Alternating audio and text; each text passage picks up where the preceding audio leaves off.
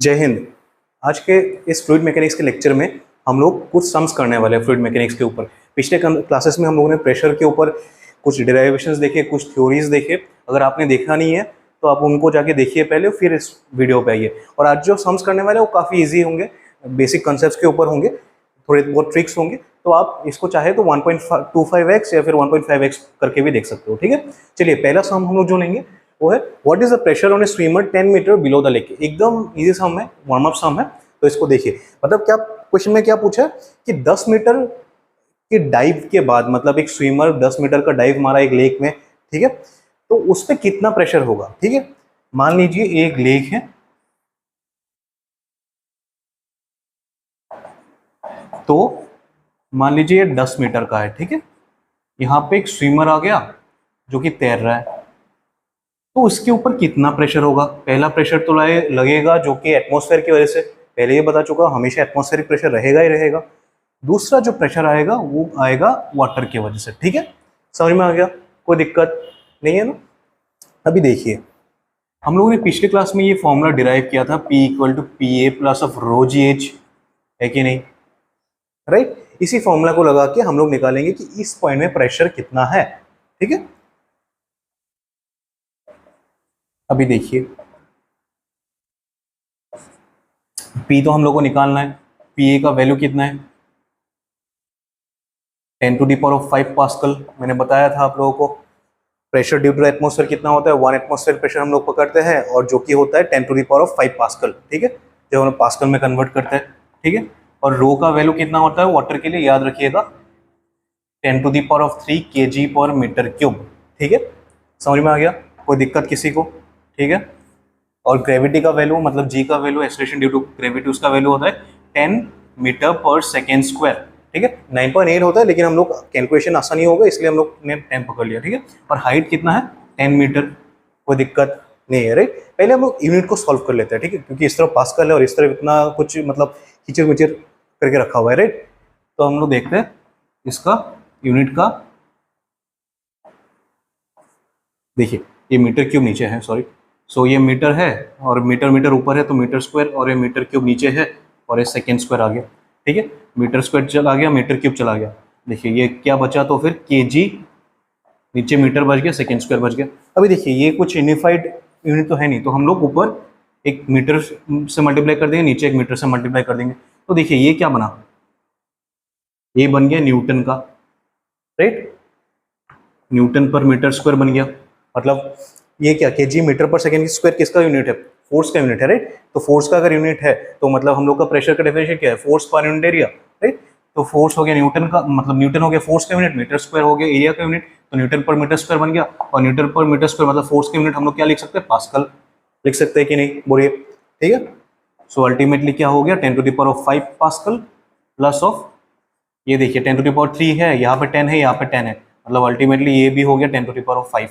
10⁻³ 1 मतलब अल्टीमेटली क्या हो गया 10⁵ पास्कल। ठीक है, पास्कल कैसे मिल गया ये देख लीजिए। ठीक है, सो 10⁵ पास्कल प्लस 10⁵ पास्कल कितना हो गया 2 × 10⁵ पास्कल, राइट।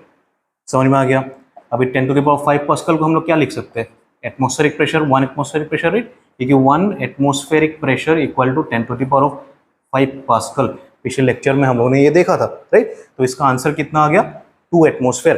तो मतलब 10 मीटर के डाइव पे एक डाइवर के ऊपर या फिर एक स्विमर के ऊपर कितना प्रेशर लगेगा, उतना मतलब जितना उसको एटमॉस्फेयर में या फिर सरफेस में लगेगा उससे दुगना लगेगा, राइट।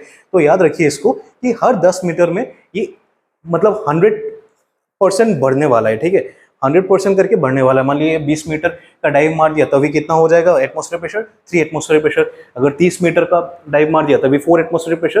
ठीक है, तो हर 10 मीटर में एक एटमॉस्फेयर प्रेशर बढ़ता जाएगा। ठीक है, मतलब 100% करके प्रेशर बढ़ता जाएगा। ठीक है, अभी नेक्स्ट क्वेश्चन को देखते हैं हम लोग। ठीक है, इसमें क्या दिया हुआ है, सबमरीन एक्सपीरियंसेस प्रेशर, एक वैल्यू दिया हुआ है एट डेप्थ D1। ठीक है, D1 मान लीजिए ये मैंने D1 बना दिया, तो और इस प्रेशर में कितना प्रेशर का एक वैल्यू दिया हुआ है 5.05 × 10⁶ पास्कल, राइट। यहाँ पे मान लो सबमरीन है, एक प्रेशर मतलब एक डेप्थ में चला गया सबमरीन, D1 डेप्थ में चला गया और इसमें प्रेशर कितना लगा हुआ है 5.05 × 10⁶ पास्कल, राइट। देन क्या हुआ, then it goes even further at depth D2।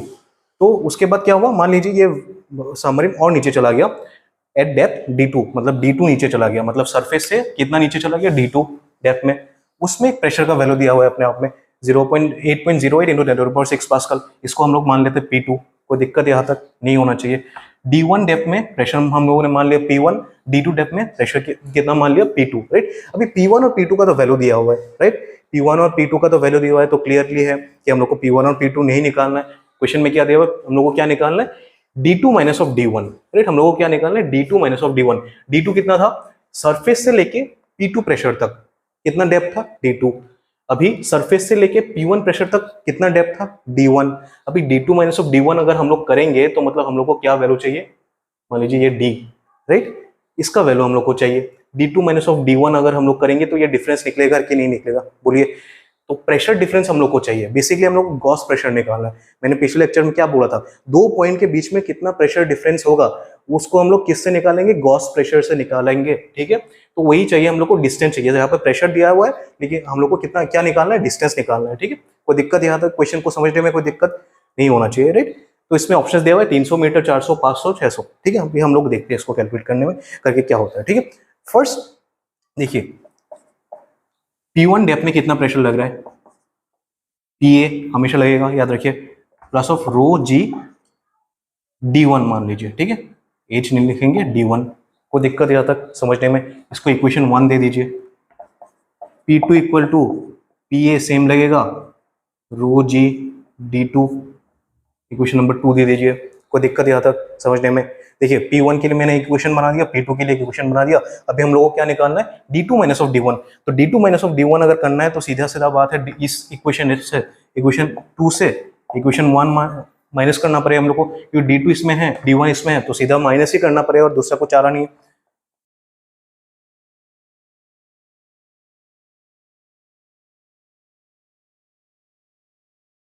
सकते हैं D2 माइनस ऑफ D1 लिख सकते हैं कि नहीं, बोलिए, सोचिए थोड़ा, राइट। अगर ये सिंपल मैथमेटिक्स में आपको प्रॉब्लम हो रहा है तो दिक्कत है, आप लोगों को थोड़ा क्लास 9-10 का मैथ्स थोड़ा रिपीट कर लीजिए, कोई दिक्कत नहीं होगा, ठीक है। उसके बाद ठीक है, ये सिंपल प्लस माइनस हम लोगों ने किया है, ठीक है। तो P2 minus of P1 LHS में कर लिया, और RHS में PA कैंसिल हो गया, रो जी हम लोगों ने कॉमन ले लिया, D2 माइनस ऑफ D1 ले लिया, ठीक है। कोई दिक्कत यहाँ तक नहीं होना चाहिए। तो इसमें देखिए P2 का वैल्यू कितना दिया हुआ है, 8.08 इन 10⁶ पास्कल, और इसमें कितना दिया हुआ है, P1 का वैल्यू 5.05 इन 10⁶ पास्कल। तो 8.08 माइनस 5.05, क्योंकि पावर सेम है 10 टू द पावर, तो हम लोग इसको कॉमन ले लेते हैं, पास्कल है भाई। तो उसके बाद देखिए रो का वैल्यू कितना होता है, मैंने ऑलरेडी बता दिया अभी, पानी के लिए कितना होगा 10 टू द पावर 3, मतलब 1000, राइट। और जी का वैल्यू मैं 10 पकड़ लेता हूँ, इजी कैलकुलेशन हो जाएगा।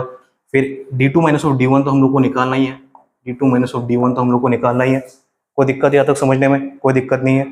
तो अभी देखिए इसको माइनस करने के बाद कितना होगा, 8 माइनस 5 3 हो गया, 0 यहाँ पे सेम हो गया, तो यहाँ पे 3 हो गया फिर से, into 10 to the power 6 pascal, तो 10 टू द पावर 4 हो गया यहाँ पे, क्योंकि 10 10 टू द पावर 3 है, 10 है, तो मतलब 10 to the power 3 plus of 1 equal to 10 to the power 4, basic mathematics class 6 level, ठीक है। और यहाँ पे D2 माइनस ऑफ D1 हो गया। अभी D2 माइनस ऑफ D1 निकाल लीजिए इस तरफ से, D2 माइनस ऑफ D1 निकल गया। अभी देखिए D2 माइनस ऑफ D1 निकालने के लिए बस आपको 10 टू द पावर 4 इस तरफ लाना है, ठीक है। 3.03 इंटू 10 टू द पावर 4 अगर इस तरफ लाओगे तो क्या होगा, 10 to the power 6 divide by 10 to the power 4, मतलब 10 to the power 2, right. 10 to the power 2 होने से कितना हो गया, तो यहाँ पे 3.03 इंटू 10 टू द पावर 2, मतलब 3.03 इंटू 100 करना पड़ेगा। तो 100 करोगे तो क्या होगा, पॉइंट इस तरफ आ जाएगा, राइट, 303 मीटर। अभी 303 मीटर तो ऑप्शन में नहीं है, लेकिन 300 मीटर है, तो सबसे अप्रोक्सीमेटली कौन सा होगा, 300 मीटर। चलो मार्क कर दिया आप लोगों को, मतलब ये 4 मार्क के लिए आ गया, 4 मार्क मिल गया, 2 मार्क के लिए आ गया, 2 मार्क मिल गया, इजी सम है, कोई दिक्कत नहीं है। गॉस प्रेशर का सम है, एकदम इजी कॉन्सेप्ट है, कोई दिक्कत नहीं है, राइट।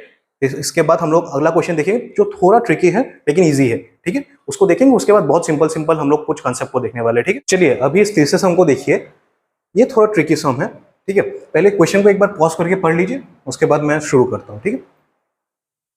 चलिए क्वेश्चन में क्या दिया हुआ है, if the pressure at half the depth of the lake is 2/3 pressure at the bottom of the lake, what is the depth of the lake. मान लीजिए मतलब ये लेक है, ठीक है, पानी भरा हुआ है।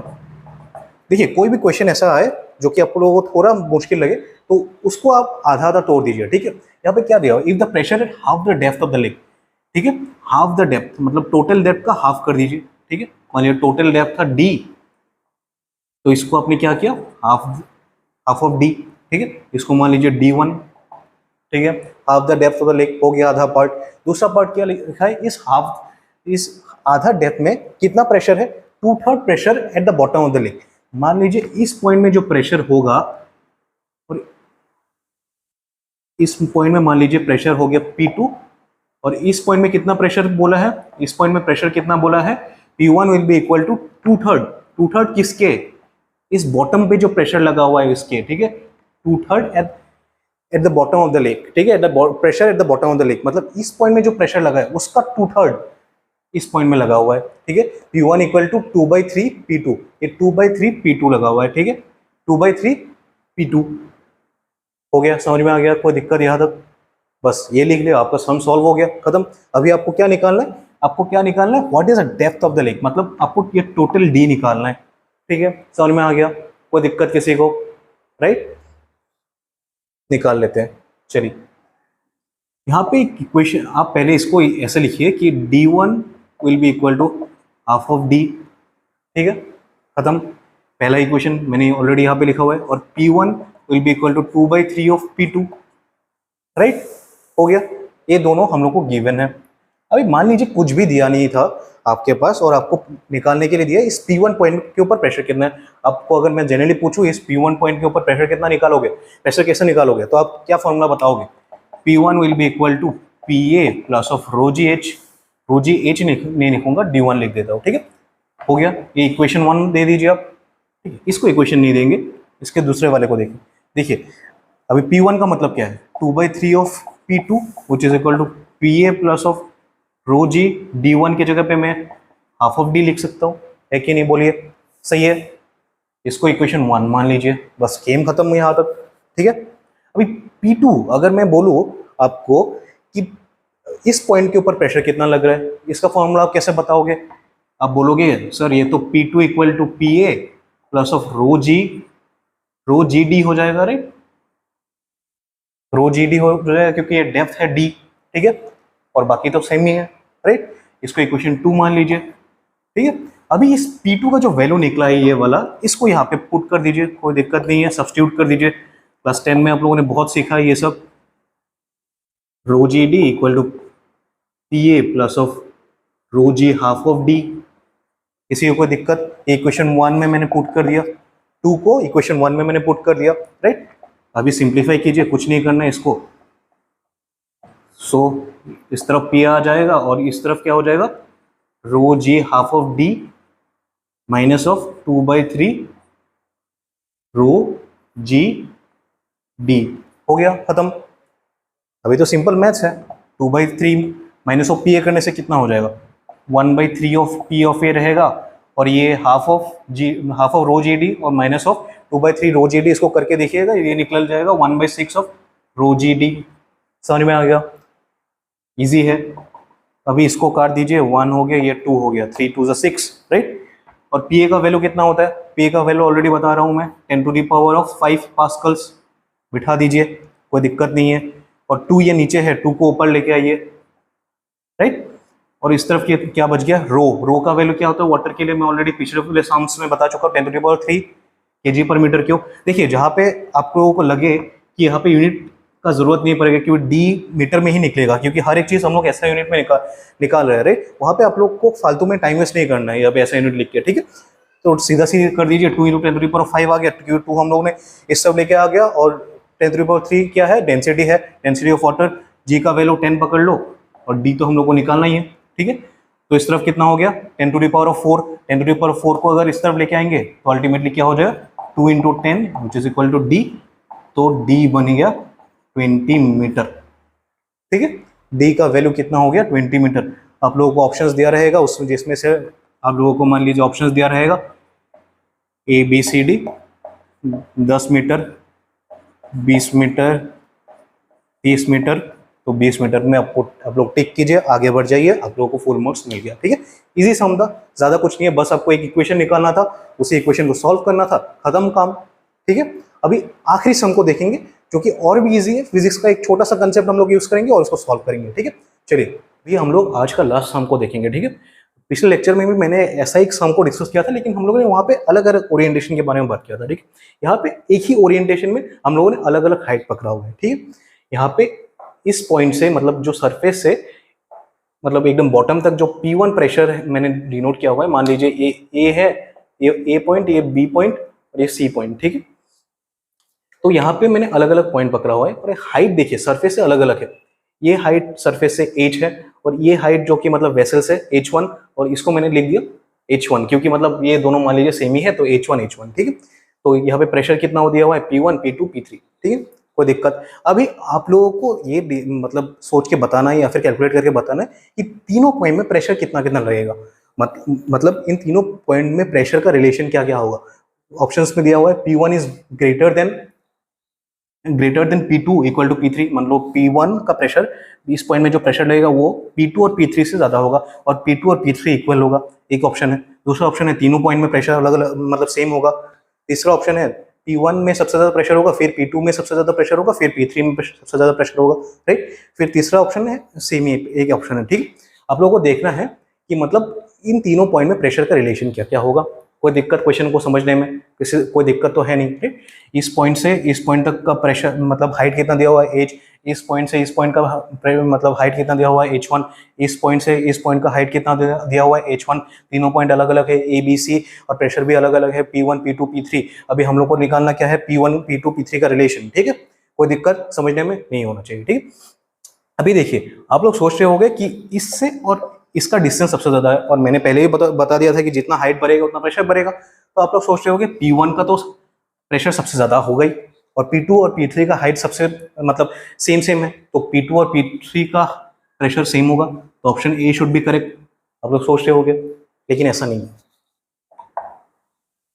इसका करेक्ट ऑप्शन जाने से पहले आपको एक स्टेटमेंट जो मैंने पिछले लेक्चर में दिया था उसको याद रखिए कि एक ही हॉरिजॉन्टल प्लेन में जितने भी पॉइंट्स आएंगे उसका प्रेशर सेम होगा। मैंने पिछले लेक्चर में बोला था irrespective of whatever the circumstances is, अगर एक ही हॉरिजॉन्टल प्लेन में कुछ पॉइंट्स आ रहा है उसका प्रेशर हमेशा सेम होगा।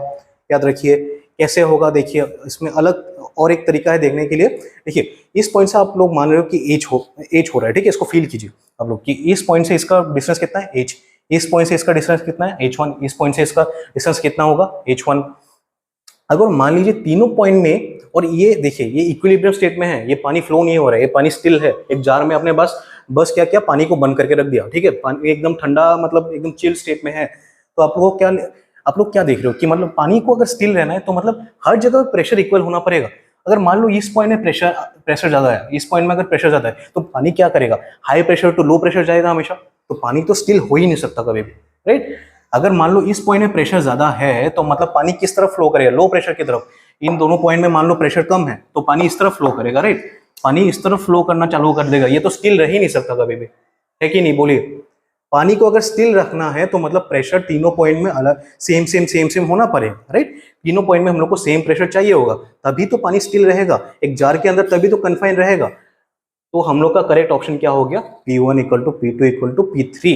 समझ में आ गया, कोई दिक्कत? इसको अगर फिजिक्स के और से मतलब अगर हम लोग मैकेनिक्स भी लगाए इसमें तब भी मिल जाएगा हम लोग को। देखिए ये जो जार है ये भी तो एक फोर्स अप्लाई कर रहा है पानी के ऊपर। ये जार इसको कैसे पकड़ा हुआ है, ऐसे करके पकड़ा हुआ है, राइट, कि बाहर नहीं जाने दूंगा। राइट, ये भी तो एक नॉर्मल फोर्स अप्लाई करेगा, ठीक है। इसका जो एक कंपोनेंट होगा इस तरफ जाएगा कि नहीं जाएगा, बोलिए। इस नॉर्मल का कंपोनेंट इस तरफ जाएगा कि नहीं जाएगा? तो अल्टीमेटली जो कंपोनेंट लगेगा तो वो अल्टीमेटली क्या करेगा कि ये इस पॉइंट में जो प्रेशर है, इस पॉइंट में जो प्रेशर है और इस पॉइंट में जो प्रेशर है इसको सेम करेगा।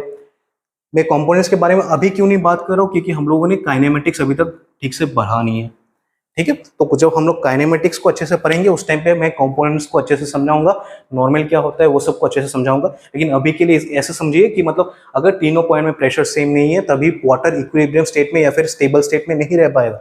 राइट, क्योंकि कोई भी चीज हाई प्रेशर से लो प्रेशर में जाने की कोशिश करेगा तभी वो स्टिल रहेगा।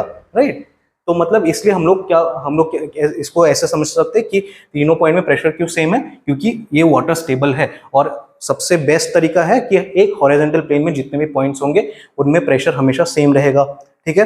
उम्मीद है आपको आज का चारों सम आप लोगों को समझ में आ चुका होगा। नहीं समझ में आया तो फिर से एक बार देखिए, मतलब नॉर्मल स्पीड में देखिए। अगर आपने स्पीड में देखा तो नॉर्मल स्पीड में एक बार फिर से देख लीजिए, ठीक है। अगले लेक्चर में हम लोग कुछ नया टॉपिक को पकड़ेंगे, ठीक। मिलते हैं अगले लेक्चर में, तब तक के लिए जय हिंद।